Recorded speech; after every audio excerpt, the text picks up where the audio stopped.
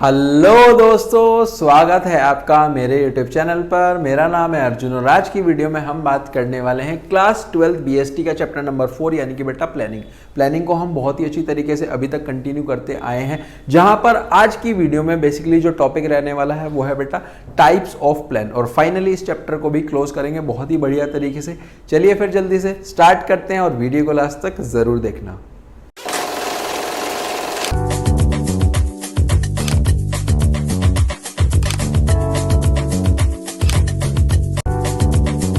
देखो बेटा, इस चैप्टर में अभी तक हमने प्लानिंग का मतलब पढ़ा है, प्लानिंग के फीचर इंपॉर्टेंस वो पार्ट 1 था। उसके बाद लिमिटेशन और process in the steps of planning वो हमने सेकंड पार्ट में रखा था। थर्ड पार्ट में आज की वीडियो में हम बात करेंगे प्लान क्या होता है और टाइप्स ऑफ प्लान क्या होता है। देखो, प्लानिंग अलग है, प्लान अलग है। प्लानिंग का मतलब क्या है कि एडवांस में सोचना, क्या करना है, कब करना है, कैसे करेगा, कौन उस काम को करने वाला है। प्लानिंग का मतलब क्या होता है कि प्लान करना। अब प्लान का मतलब क्या है? प्लान का मतलब होता है बेटा, प्लान एक ऐसा डॉक्यूमेंट है जो कि आउटलाइन करता है कि हम अपने गोल्स को कैसे मेट कर सकते हैं, कैसे अपने ऑब्जेक्टिव्स को अचीव कर सकते हैं। यही बेसिकली प्लान होता है। देखो लिखा गया है, प्लान का मतलब है कि एक ऐसा डॉक्यूमेंट जिसमें वो क्या आउटलाइन करता है, वो हमें बताता है कि कैसे हम अपने गोल्स को मेट कर सकते हैं, उनको पूरा कर सकते हैं। ठीक है, इसके बाद लिखा गया है कि it is a specific action. Action होता है कि जो भी हमने प्लानिंग करा था अब हम उसको अचीव करने वाले हैं उस प्लान की मदद से। एक्शन आ गया इसके अंदर तो की मदद करता है ऑर्गेनाइजेशन की उसके ऑब्जेक्टिव्स को अचीव करने के लिए। ये बेसिकली इसका मतलब है।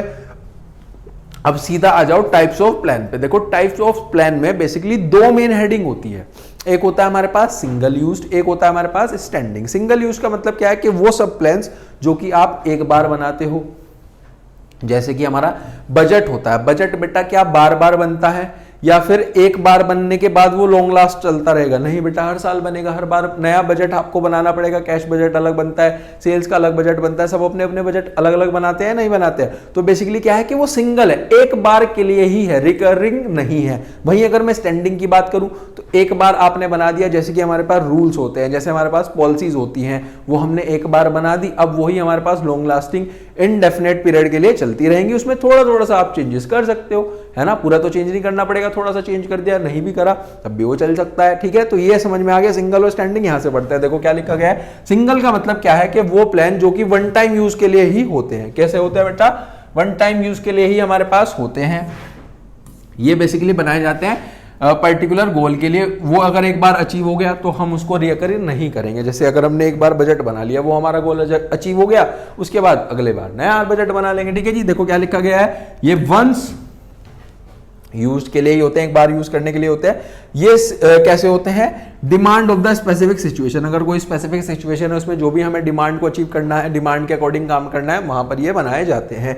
ये हमारे पास डिस्कार्ड कर दिए जाते हैं जैसे सिचुएशन ओवर होगी, अब नया प्लान बनाएंगे दोबारा, क्योंकि हमारे पास ये तो सिंगल यूजेज था। एवरी टाइम हर बार आप नया प्लान बनाओगे नई सिचुएशन के हिसाब से। जैसे कि क्या क्या एग्जाम्पल होते हैं बेटा? बजट है हमारे पास, प्रोग्राम है हमारे पास और प्रोजेक्ट हमारे पास हो जाता है। ठीक है, यहां तक की चीज क्लियर है। ये था बेटा सिंगल। इसी तरीके से स्टैंडिंग पे चलते हैं। देखो स्टैंडिंग में क्या लिखा गया है, इनको बोला जाता है रिपीट यूज प्लान्स। क्या बोला जाता है? Repeat use plans. क्या आप इसको बार बार रिपीट कर सकते हो कुछ मॉडिफिकेशंस के साथ। देखो लिखा है रिपीट यूज प्लान्स बोला जाता है। They are made once. अगर ये एक बार बन गए तो आप इनको मॉडिफाई कर सकते हो समय के साथ साथ, तो दोबारा भी यूज कर सकते हो। एग्जांपल पढ़ो इसके। जो एग्जांपल्स होते हैं वो हमारे पास क्या होते हैं? वो होते हैं बेटा प्रोसीजर, रूल्स बेसिकली एक बार ही फिक्स्ड बनते हैं, बार बार तो चेंज नहीं होते। मेथड, पॉलिसीज, ये इसके एग्जांपल्स हो जाते हैं। देखो ये रिकरिंग होते हैं, जो सिंगल है वो नॉन रिकरिंग है। इंडेफिनेट यानी कि लंबे समय के लिए चलते हैं। स्टेबल होते हैं नेचर में। ये प्लान्स जनरली गाइडलाइंस होती हैं smooth functioning of the organisation के लिए, ताकि स्मूथ फंक्शनिंग भी चलती रहे, बार बार चेंजेस नहीं कर रहे। स्ट्रेटेजी और ऑब्जेक्टिव बेटा दो ऐसे प्लान होते हैं, ना तो वो सिंगल होते ना ही वो हमारे पास स्टैंडिंग होते। ठीक है, ये लिखा गया है। आगे चलो, आगे देखो इसके बीच का एक डिफरेंस है बहुत बढ़िया तरीके से। क्या डिफरेंस है? देखो सिंगल में लिखा गया है, सिंगल में बेटा लिखा है कि सिंगल हमारे पास एक बार यूज करे जाते हैं। ये हमारे पास जो स्टैंडिंग होते हैं हम इसको बार बार यूज कर सकते हैं। ये तो था इसका मतलब। उसके बाद आ जाओ, ये कैसे डेवलप करे जाते हैं। ये बेसिकली एक इवेंट पे, एक कोर्स ऑफ एक्शन पे, और ये रिपीट नहीं होते हैं। ये बेसिकली हमारे पास रेगुलर तरीके के होते हैं और इसको हम रिपीट कर सकते हैं। ठीक है, इधर आ जाओ। ये हमारे पास डिस्कार्ड यानी कि एक बार बनाया, हमारा गोल अचीव हो गया, खत्म, नया बनाएंगे, डिस्कार्ड कर दो उसको वहीं के वहीं, जैसे प्रोजेक्ट ओवर हो गया। इधर आ जाओ, अगर ये एक बार बन गए तो आप इसको यूज कर सकते हो मॉडिफिकेशन के साथ, समय के साथ साथ। इधर आ जाओ, यहाँ पे क्या है, सिंगल में आ जाता है बेटा, बजट है, प्रोग्राम है, प्रोजेक्ट्स है, ठीक है, ये एक बार ही बनते हैं। और इधर आ जाओ, पॉलिसी है, रूल्स हैं, मेथड्स हैं, ये बेसिकली आप एक बार बना दिया, आप इसको यूज कर सकते हो, ठीक है।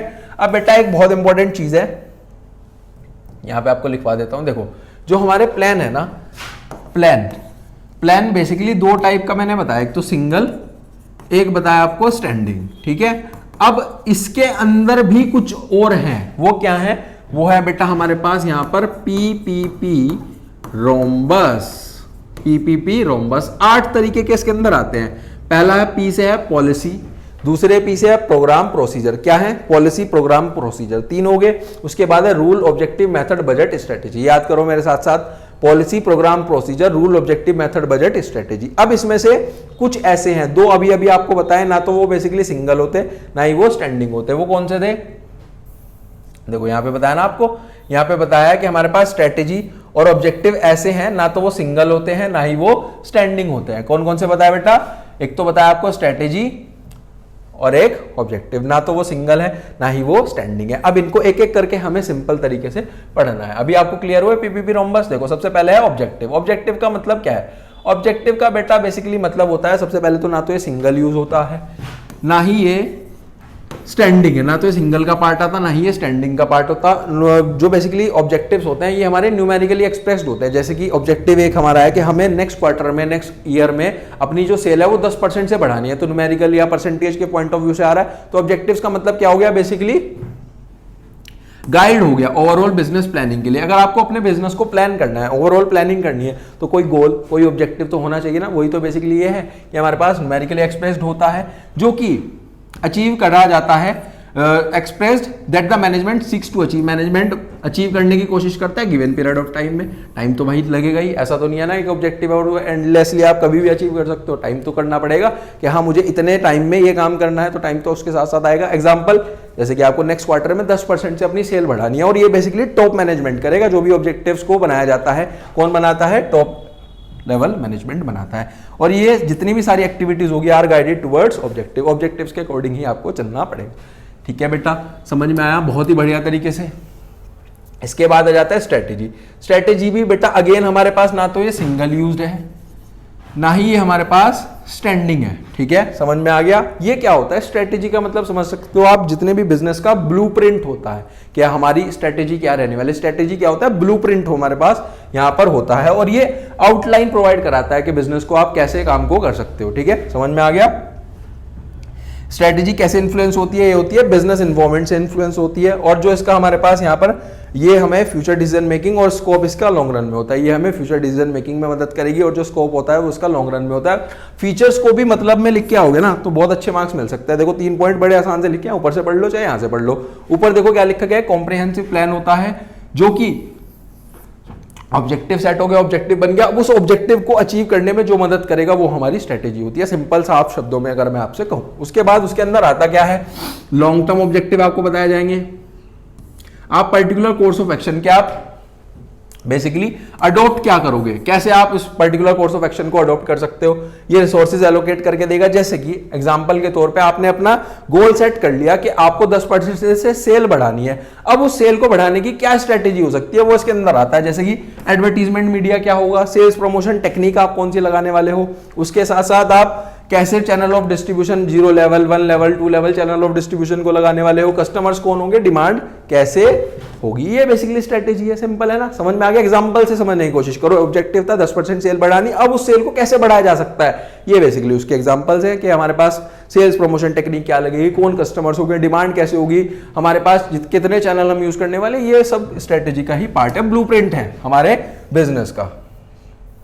फिर है बेटा सबसे पहले पॉलिसी, मतलब स्टैंडिंग में अभी तक जो 2 पढ़े वो तो हमारे पीपीपी रोम्बस का तो पार्ट है, ना तो वो सिंगल है ना ही वो स्टैंडिंग है। ठीक है, सबसे पहले क्या आ गया, अब पॉलिसी आ गया। पॉलिसी क्या है बेटा, ये बेसिकली जनरल गाइडलाइंस होती हैं जो कि गाइड करती हैं थिंकिंग में, चैनलाइज करने में टुवर्ड अ पर्टिकुलर डायरेक्शन। ये यूनिफॉर्म हमारी डिसीजन मेकिंग में होती हैं, और एक्शन होती है जो भी। अब स्ट्रेटेजी आ गई, लेट सपोज सेल हमें 10% से बढ़ानी है, वो ऑब्जेक्टिव है। कैसे कर सकते हैं उसको, मतलब स्ट्रेटेजी में क्या आता कि हमारे पास सेल्स प्रमोशन क्या होगा, या फिर हमारे पास एडवर्टीजमेंट मीडिया क्या होगा, या फिर हमारे पास जितना भी हमारा चैनल ऑफ डिस्ट्रीब्यूशन है क्या होगा। अब उसके अंदर एक्शन लाना कि अब करो, एक्शन करो, ये बेसिकली पॉलिसी का काम होता है। पॉलिसी का मतलब क्या है कि जैसे कि हमारे पास एजुकेशन पॉलिसी होती है, किसी भी एजुकेशनल इंस्टीट्यूशन की कोई भी हमारी पॉलिसी है वो हमारे इसका पार्ट हो जाता है। ठीक है, यहां से पढ़ो, ये बेसिकली ऑब्जेक्टिव्स पे बेस्ड होती है। गाइड मैनेजर को गाइड करती है इंप्लीमेंट करने के लिए, यानी कि अब हमें स्ट्रेटेजी जो भी हमने बनाई है उसको इंप्लीमेंटेशन करने का काम, एक्शन में लाने का काम इज द पॉलिसी। ठीक है, ये हमें बताती है ब्रॉड पैरामीटर्स बताती है with in which a manager में फंक्शन, जिसमें मैनेजर फंक्शन कर सके। ठीक है, समझ में आ गया, कितनी बात क्लियर है। रिक्रूटमेंट पॉलिसी क्या होगी, प्राइसिंग पॉलिसी क्या होती है कंपनी की, एजुकेशनल पॉलिसी, एडमिशन पॉलिसी क्या होती है किसी भी एजुकेशनल इंस्टीट्यूशन की, ये बेसिकली इसका पार्ट होता है। ठीक है, समझ में आ गया बेटा। फिर है प्रोसीजर्स। प्रोसीजर का मतलब होता है स्टेप्स, कि हमारे पास रिक्वायर्ड स्टेप क्या होंगे उस काम को करने के। जैसे कि एग्जांपल के तौर पे मैं आपसे कहूं कि आपको एडमिशन लेना है, किसी स्कूल में एडमिशन लेना है, तो कुछ स्टेप्स होंगे ना बेटा, या ऐसे ही जाके सीधा से फीस भरो और बैठ जाओ, ऐसा तो कुछ नहीं होता ना। सबसे पहले एग्जाम होता है, एग्जाम क्लियर हो गया, एग्जाम क्लियर होने के बाद आपका हो सकता है कि स्कूल में कोई टीचर हो वो आपका इंटरव्यू भी लें, आपसे एक बार जनरली क्वेश्चंस करके देखेंगे बच्चे का माइंड कैसा है, उसे उस अकॉर्डिंगली सेक्शन में डालना पड़ेगा, ऐसे भी तो होता है ना। फिर उसके बाद फीस होती है, कुछ फॉर्मेलिटीज होती है, फिर आप बैठोगे। ये बेसिकली क्या है, स्टेप्स चल रहे हैं। ठीक है, ये इसके अंदर लिखा गया है कि प्रोसीजर का मतलब होता है रिक्वायर्ड स्टेप्स एडवांस में स्टैब्लिश करने, ताकि हम फ्यूचर कंडीशंस को हैंडल कर सके। ठीक है, ये लिखा गया है कि इसके अंदर कुछ स्टेप्स आ जाते हैं। जनरली मीन फॉर इनसाइडर्स के लिए होता है, are mostly in chronological order. Chronological का मतलब होता है कि एक तरीके से एक ऑर्डर में ही चलेगा, अगर ऊपर नीचे कर दोगे सीधा आपको क्लास में बिठा दिया ले जाकर के, ऐसा तो कुछ नहीं है ना। स्टेप बाय स्टेप ही तो फॉलो करोगे, पहले फीस भी जमा करनी पड़ेगी, उससे पहले आपका पेपर भी होगा स्कूल में अगर आप एडमिशन ले रहे हो। छोटी भी क्लासेस में भी होता है, बड़ी में भी होता है, सब में ही होता है ना। तो क्रोनोलॉजिकल ऑर्डर में ही चलना पड़ेगा। फिर उसके बाद क्या लिखा है, the sequence of steps to be followed by the employees in different situations must be predetermined. जो भी हमारे पास सीक्वेंस ऑफ स्टेप्स होंगे जो कि एम्प्लॉइज फॉलो करेंगे डिफरेंट सिचुएशंस में, पहले से प्रीडिटरमाइंड होते हैं। ठीक है, procedure for admission of a particular school, वो मैंने आपको बता दिया, यही बेसिकली इसके एग्जांपल्स लिखे गए हैं। ठीक है, समझ में आ गया। आगे चले बेटा, आगे है मेथड। मेथड देखो, स्टैंडिंग प्लान हमारे पास यहां पर होता है। मेथड का मतलब क्या है, systematic way of doing routine और रिस्पेक्टिव जॉब, कि कोई भी सिस्टमेटिक तरीका जब भी हम कोई भी अपनी रूटीन या फिर डेली जॉब को करते हैं, वो हमारे पास यहां पर मेथड होता है। मेथड का मतलब सिंपल क्या है बेटा, कि डिपेंड करता है टास्क टू टास्क पे। अगर आप एक टास्क कर रहे हो तो उसको करने का जो तरीका होगा, जो मेथड होगा वो अलग होगा, दूसरे टास्क का अलग होगा। सब में एक ही तो तरीका नहीं लगा सकते ना, बिल्कुल सेम तरीके से। Selection of the right method, अगर आपने सबसे बेस्ट और सबसे बढ़िया मेथड लगाया तो उससे आपका टाइम बचेगा, आपका पैसा बचेगा और आप ज्यादा एफिशिएंट यानी कि कॉस्ट में कर पाओगे। ठीक है, समझ में आ गया। इफेक्टिव और एफिशिएंसी हमने पहले चैप्टर में बेटा पढ़ा था। Standardise way in which our task has to be performed, कि किसी भी टास्क को करने का स्टैंडर्डाइज्ड तरीका, यानी कि वही क्या कहलाता है, मेथड कहलाता है। ऊपर भी लिखा है कि टाइम बचाएगा, पैसा बचाएगा, एफर्ट्स को बचाएगा और एफिशिएंसी को आपको बढ़ा देगा। ठीक है, एग्जांपल के तौर पे कि अगर हम डेप्रिसिएशन बेटा लगाते हैं तो डेप्रिसिएशन दो मेथड से लगता था, याद करो क्लास 11th में, एसएलएम से और डब्ल्यूडीवी में। तो तुम्हारी क्लास 12th में भी है चैप्टर नंबर 2 में चेंज इन पीएसआर में, वहां पे भी तो तुम डेप्रिसिएशन लगाते हो और भी सब चैप्टर्स में लगाते हो।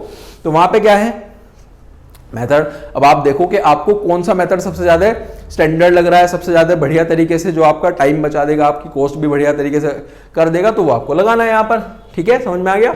ये इसका एग्जांपल लिखा था बेटा, मतलब सिस्टमेटिक तरीका क्या होता है किसी भी काम को करने का। फिर है बेटा रूल, सबसे सिंपल सबसे बढ़िया, कि हमारे पास क्लियरली एक ऐसा स्टेटमेंट जो बता देता है क्या करना है क्या नहीं करना है। सबसे बढ़िया एग्जाम्पल ये रहा, देखो बेटा, कि हमारे पास ऑफिस प्रेमिसेस में इस तरीके के ऑप्शंस या फिर इस तरीके के हमारे स्टेटमेंट होता है कि आपको स्मोक करना है या नहीं करना है।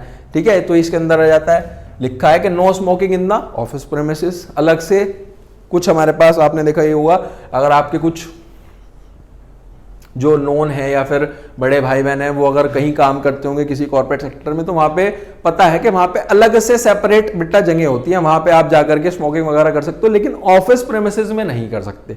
ठीक है, ये स्पेसिफिकली रूल है। रूल का मतलब क्या है कि क्लियरली एक ऐसा स्टेटमेंट बता रहा है क्या करना है क्या नहीं करना।